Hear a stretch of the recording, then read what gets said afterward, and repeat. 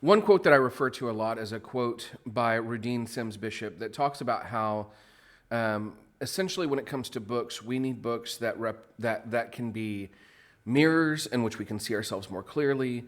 We need books that can be windows so we can see the outside world and gain a greater understanding of it. And we need books that can be sliding glass doors in which we can transition from one understanding into another as we grow. And if we're going to do that, we're going to have to read books about topics that we have strong opinions about. And when we engage those books to try and understand them, we cannot go into those books where we say, I'm right, and no matter what this book says, I'm always going to be right, and this book is either going to support me or it's garbage. We can't do that. And so I'm going to talk about a couple of books this week that are great books for us to kind of engage with a bigger narrative. So one of the books today is a book called Toward a Better Life. Now, this book, Toward a Better Life, America's New Immigrants in Their Own Words from Ellis Island to the Present by Peter Morton Coan. So this book is dealing with the issue of immigration, obviously an issue that consistently is a hot button issue around election time. In the insert to this book, it says, immigrants currently compose nearly a quarter of the U.S. population, a larger portion than at any time since World War II. Of those, more than 10% are here illegally, and many more try to enter the country and fail. Now, this book was published in 2011, so that was true in 2011. I couldn't tell you what the actual statistics are now in 2021, 10 years later.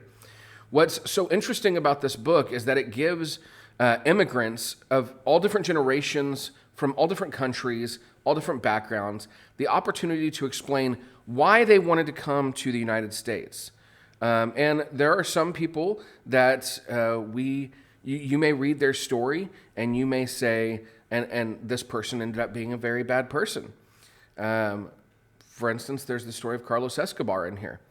But there are also people in here who have had a positive impact on the world around them that came here. Jacques Pepin is in here. Emilio and Gloria Estefan are in here. And obviously not everyone in here is famous, but there are a lot of great stories in here. So just to give you an idea of what is in here, we have a foreword about immigration in the Golden Era, and then part one is Ellis Island Ellis Island era immigrants from 1892 to 1954. And we have a Russian, someone from Ireland, Romania, Austria, Italy, another Austria, Scotland, another Italy, Austria, and there's an American-born person who's the descendant of an immigrant here, which actually it's the Von Trapp family, if you're familiar with The Sound of Music. We have Yugoslavia and Poland. Then we have 1954 to 2010, America's New Immigrants. So these are from Hungary, Austria, France, Colombia, France, Cuba, Russia, France, Canada, Colombia, Turkey, France, Mexico, Trinidad, Bulgaria. We've got Costa Rica. There's some DREAM Act students here at the end. Costa Rica, Congo, and Germany.